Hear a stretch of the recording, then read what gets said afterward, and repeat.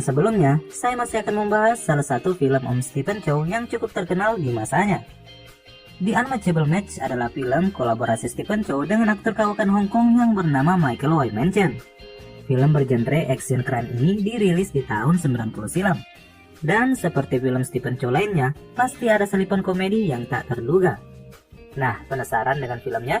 Kalau begitu, tanpa perlu berlama-lama lagi, mari kita saksikan.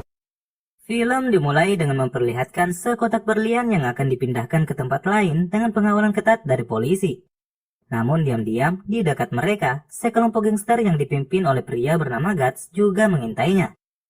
Dan saat polisi berada di tengah perjalanan, Guts dan anak buahnya lalu melancarkan aksinya untuk merampok berlian mewah itu.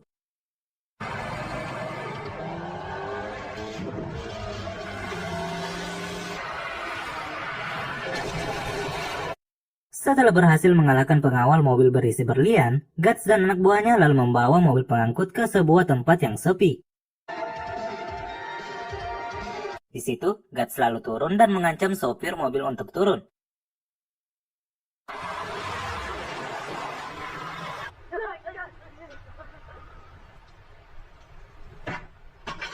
Setelah anak buahnya berhasil mengambil berlian, Guts lalu menghabisi sopir dan pengawal mobil itu. Setelah kejadian itu, seorang maklar bernama Fei datang ke sebuah restoran di mana di tempat itu anak buah Guts sudah berkumpul. Karena tak mau berurusan dengannya, Fei lalu mengambil meja lain. Namun tak berselang lama, Guts datang menghampirinya. Guts pun menyuruh anak buahnya yang bernama Ricky itu untuk menjaga sikapnya ketika berbicara dengan Fei. Pasalnya, Fei merupakan mantan gangster yang akan mencarikan mereka pembeli berlian yang telah dirampoknya tadi. Karena berlian yang ingin dijual Guts adalah barang curian, Fei pun menolaknya. Namun Guts membujuknya dan berkata kalau hasil jual berlian itu akan dibaginya dengan dirinya hanya mendapatkan 30% saja. Usai berkata begitu, Guts pun meninggalkan Fei yang masih mempertimbangkan tawarannya. Beralih ke tempat lain, di mana ada seorang pemuda yang bernama Cheng Lun sedang memasuki sebuah bar. Kedatangan Cheng Lun untuk menemui kekasihnya yang bernama Mandy yang juga bekerja di bar ini. Saat Cheng Lun menuju ke tempatnya, Mandy pun hanya cuek saja. Ternyata mereka berdua baru saja terlibat pertengkaran. Mandy tak suka dengan kehidupan Cheng Lun yang berkutat di dunia hitam. Cheng Lun pun baru saja divonis oleh hakim karena terlibat kasus narkotika. Cheng Lun pun berharap Mandy tak meninggalkannya meski dia meminta waktu 5 tahun untuk bersabar.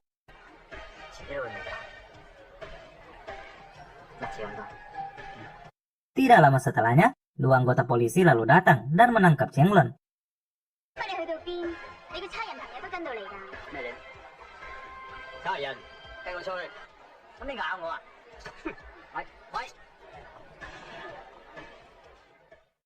Cheng Lun lalu dibawa keluar, namun karena Cheng Lun sudah terlanjur marah, dia pun menghajar polisi yang memborgolnya itu. Dari sini kita tahu kalau Cheng Lun juga merupakan anggota polisi bagian intel yang kerjaannya mengurusi kasus besar. Dua polisi yang menangkapnya tadi ialah Inspektur Lee dan Inspektur Eng. Kedatangan mereka sendiri untuk mengumumkan kalau Inspektur Eng akan menjadi bos baru Cheng Lun. Melihat bos barunya yang arogan, Cheng Lun awalnya ingin mengundurkan diri. Namun Inspektur Lee menenangkannya. Inspektur Lee pun berjanji akan menjadikannya polisi yang tak menyamar lagi jika mau bersabar dengan Inspektur Eng.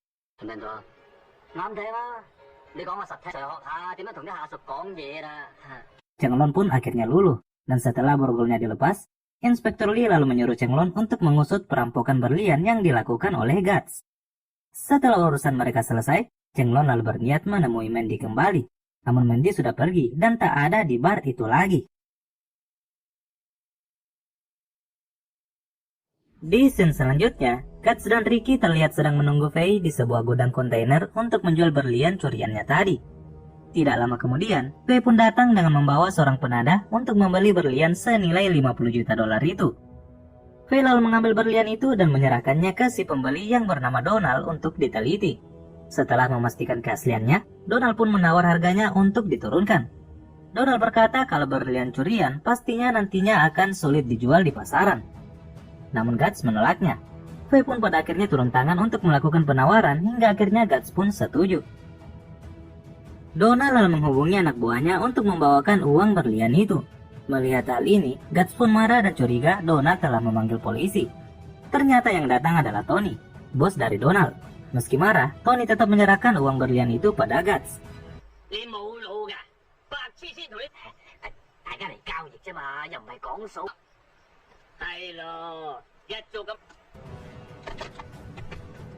Setelah uangnya diambil, Guts malah balik mengancam untuk menembaki Tony dan menyuruhnya untuk mengembalikan berlian itu. Faye pun mencoba membujuk Guts agar tidak melakukan itu, namun Guts enggan menurutinya. Mau tak mau, Faye pun akhirnya menurutinya dan mengambil berlian itu. Namun saat berlian itu ada di tangannya, Tony menghindar, hingga akhirnya Donald pun tertembak oleh Guts. Adu tembak pun terjadi. Ternyata, Guts sudah mengantisipasi hal ini dengan kemunculan tiba-tiba anak buahnya dari balik kontainer. Tony dan anak buahnya pun dihabisi, sementara Faye yang membawa berlian itu berusaha menghindari kejaran Guts dan anak buahnya.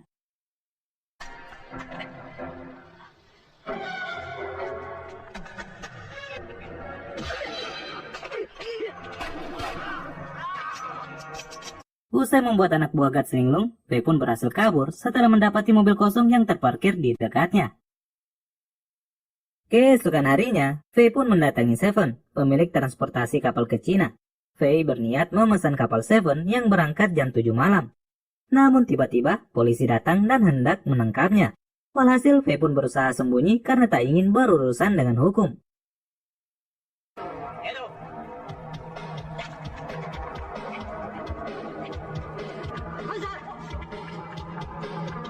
Agar dirinya aman, Faye pun menyembunyikan berlian Guts di sebuah batu. Usai menyimpannya, Faye lalu muncul dan menyapa para polisi itu. Dia lalu dibawa ke kantor polisi untuk diinterogasi seputar kejadian semalam. Faye lalu menemui Inspektur Lee yang datang menyuruh anak buahnya untuk sopan saat memeriksanya. Dari balik ruangan, Inspektur Eng pun menugaskan Cheng Long untuk berpura-pura menjadi kriminal dan berteman dengan Faye. Pasalnya, saat diperiksa, Faye mengaku tidak tahu menahu seputar perampokan yang dilakukan Guts beberapa hari sebelumnya. Akhirnya, Cheng Long pun berpura-pura menjadi pencuri agar bisa ditahan bareng dengan Faye. Mereka lalu dibawa menuju sebuah lapas. Namun di tengah perjalanan, Guts dan anak buahnya kembali menyerangnya.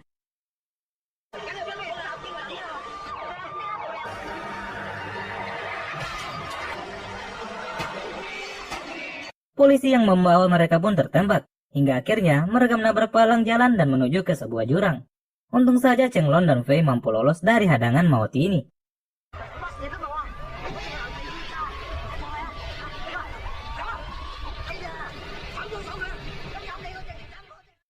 Mereka berdua lalu menuju ke tempat Seven. Namun sesampainya di sana, Seven berkata kalau kapalnya sudah berangkat dan meninggalkan mereka. Seven pun berkata kalau mereka ingin berangkat lagi, mereka harus menambah $50.000. Karena ngotot tak mau bayar, Seven pun menyuruh anak buahnya untuk menyingkirkan Faye dan Cheng Long. Namun perpaduan tua dan muda ini tak bisa dikalahkan. Seven pun akhirnya berteriak agar warga bangun dan mau membantunya menyingkirkan Faye dan Cheng Long.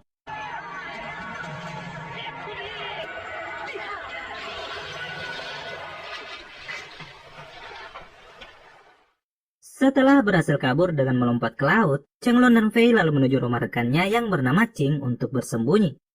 Ching pun berkata kalau Tony sedang mencarinya dan berjanji akan memberikan hadiah jika ada orang yang ingin memberitahukan keberadaannya.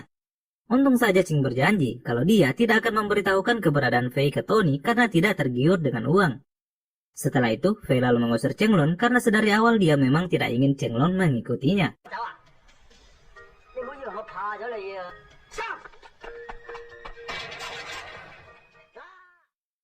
Ketika Cheng dan Faye ribut-ribut, Cheng pun ternyata berkhianat dan memberitahukan ke Tony akan keberadaan Faye. Untung saja Cheng yang sudah diusir curiga melihat tingkah Cheng. Dia pun akhirnya kembali. Dan tidak lama setelahnya, anak buah Tony datang untuk menangkap Faye.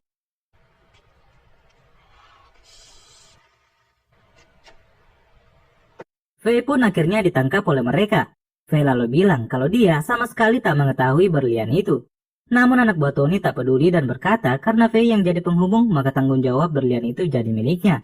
Walhasil karena Faye enggan membocorkan keberadaan berlian itu, anak buah Tony pun menyerangnya. Untung saja Cheng Long muncul dan membantunya, hingga akhirnya mereka berdua berhasil kabur.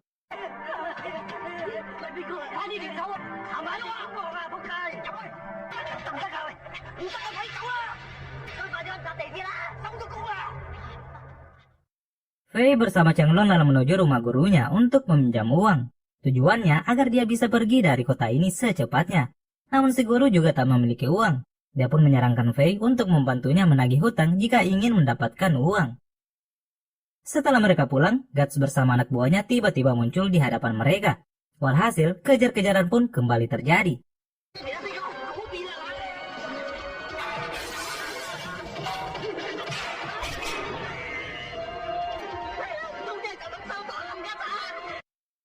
Karena selalu mendapatkan jalan buntu, Fei dan Cheng Lon pun akhirnya naik ke atap untuk bersembunyi.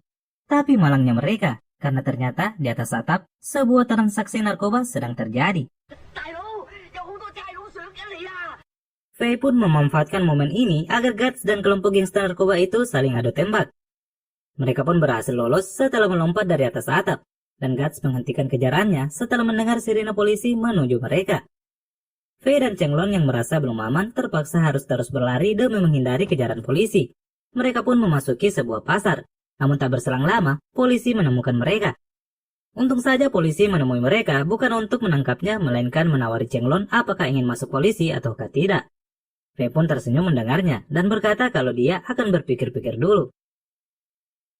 Cheng Lon lalu membawa Fei ke kosan lamanya yang dimana dua orang polisi juga sudah berada di tempat itu untuk mengintainya. Ketika berada di dalam, Fei pun melihat potret Cheng Lon bersama Mandy. Namun dia juga menemukan beberapa pesan perpisahan Mandy. Fei pun akhirnya menyarankan Cheng Lon untuk tidak mengacuhkan kekasihnya. Dia lalu bercerita kalau dirinya juga telah ditinggalkan istri dan anaknya karena dulu dia sering mengacuhkan mereka. Walhasil Cheng Lon pun akhirnya menelpon Mandy.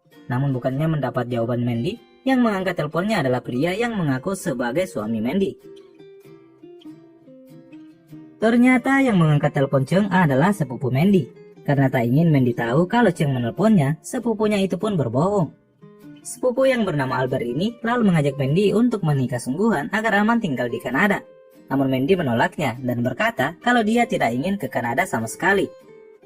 Penolakan ini karena Mandy masih mencintai Cheng Lon. Mandy pun kemudian menuju ke kosannya. Namun sesampainya di sana, dia justru pingsan usai Fei mengira dia adalah anak buah Guts.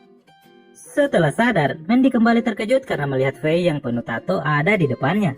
Untung saja Cheng Lon segera menenangkannya. Karena hal ini, Mandy akhirnya kembali marah dan berniat mengambil barang-barangnya kembali.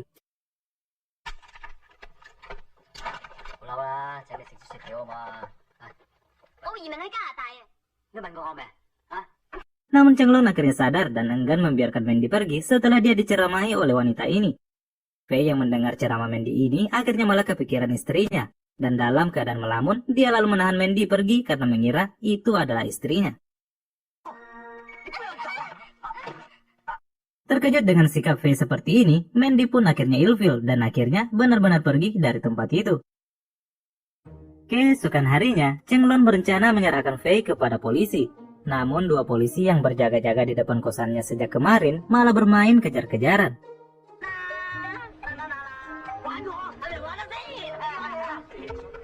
Walhasil setelah Fei dan Cheng Lon keluar, kedua polisi itu sudah tak ada di tempat. Hal ini membuat Cheng Lon garuk-garuk kepala dan akhirnya pergi bersama Fei. Fei lalu menjalankan tugas gurunya sebagai rentenir agar dia memiliki uang. Di tempat itu, mereka bertemu dengan rentenir lain yang membawa senjata. Salah satu rentenir itu lalu menyuruh Fei untuk membunuh siapapun yang menolak ditagih. Mendengar hal itu, tentu saja Fei menolak. Dan akibatnya, mereka pun bertarung satu sama lain.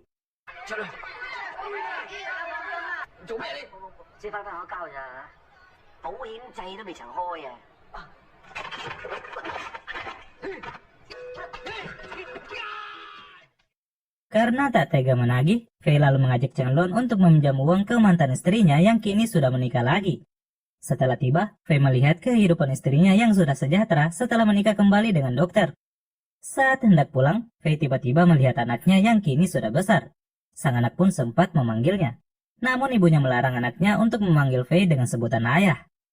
Dengan perasaan sedih, Fei lalu meninggalkan rumah istrinya. Cheng Lon pun menghiburnya dengan berkata kalau semua ini bukan salahnya. Fei pun memperingatkan Cheng Lon agar tidak menyanyiakan kekasihnya agar tidak bernasib sama sepertinya. Di malam harinya, Cheng Lon kena marah dari Inspektur Eng karena telah menghilang selama sehari. Dia juga memarahi anak buahnya yang sebelumnya bermain-main di tempatnya Chenglong. Chenglong pun berkata, setelah mengikuti kehidupan Fei, dia merasa kalau Fei tidak bersalah atas pencurian berlian itu. Namun Inspektur Eng masih curiga, mengingat Guts selalu mengejarnya.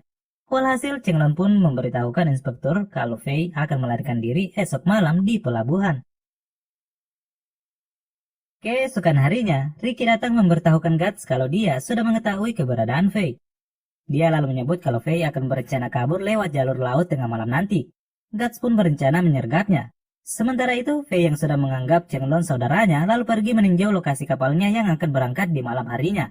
Di situ, Fei akhirnya memperlihatkan berlian yang dicuri dari Guts padanya.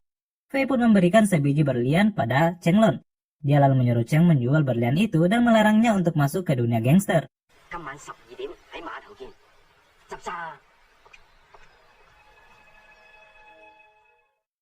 Tepat di tengah malam, Fei pun gelisah setelah Chenglong tak kunjung datang. Di kapal itu, Guts dan anak buahnya juga sedang mengintainya. Seven pun menyuruhnya segera naik ke kapal agar dia bisa segera ditangkap oleh Guts. Namun Fei berkata masih menunggu temannya. Dan tidak lama setelah itu, Cheng pun datang karena tahu kalau Fei sedang diintai polisi dan Guts. Ketika menemui Fei, Guts langsung muncul dan menembakinya. Walhasil Chenglong pun tumbang. Bersamaan dengan itu, polisi pun datang yang membuat Guts melarikan diri.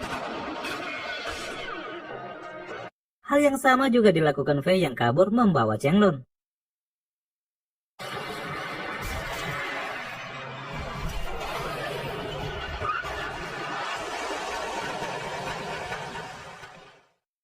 Cheng lalu dibawa ke sebuah dokter praktik untuk diobati. Setelah pelurunya berhasil diambil, Cheng pun akhirnya pingsan. Namun dia terbangun setelah mimpi buruk melihat Fei tewas ditembak oleh Guts. Mereka lalu kembali didatangi anak buah Guts. Untung saja Fei sigap dan menyelamatkan Chenglong saat hendak ditembak. Mereka berdua lalu kabur dan menuju ke sebuah gereja, di mana Mandy dan Albert hendak melakukan pernikahan. Chenglong pun membatalkan pernikahan itu. Disinilah akhirnya Chenglong mengaku kalau dia adalah seorang polisi yang sedang menyamar. Namun penyamarannya tak pernah ia bongkar demi melindungi orang-orang tersayangnya termasuk Mandy. Untuk itulah setiap harinya dia selalu berpenampilan seperti anggota gangster.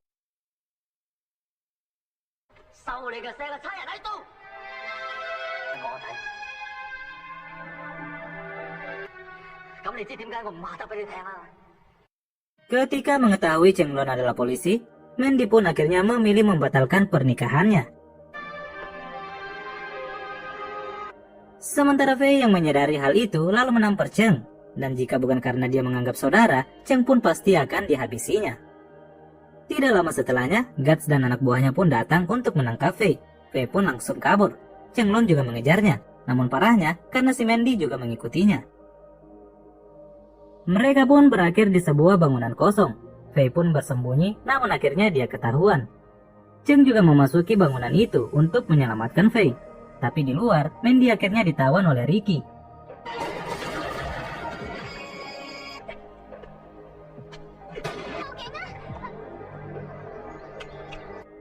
Tidak lama setelahnya, polisi datang mengepungnya. Namun Guts mengancam akan membunuh Mandy jika polisi memasuki bangunan itu. Guts pun meminta Fei untuk menyerahkan berliannya. Fei lalu mengatur strategi dengan menyuruh Chenglong melewati lubang pembuangan jika ingin menyelamatkan Mandy. Chenglong pun mengikuti instruksi itu, dan tanpa disadari Guts, Chenglong akhirnya berhasil membunuh gangster nomor 1 itu.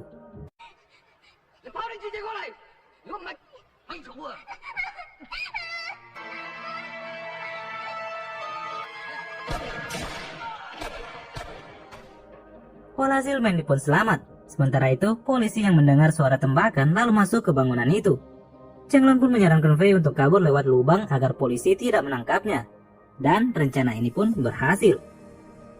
Setelah polisi masuk, Chenglong lalu mengaku kalau Fei sudah kabur dan membawa berliannya.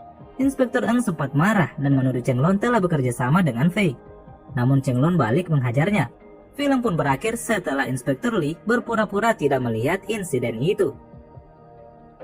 Nah, Sobat Seduh, demikianlah alur cerita film dari The Unmatchable Match yang rilis di tahun 90 silam. Bagaimana menurut kalian film ini? Jangan lupa isi di kolom komentar ya. Sampai jumpa di postingan selanjutnya. Saya Admin Seduh Film, pamit undur diri.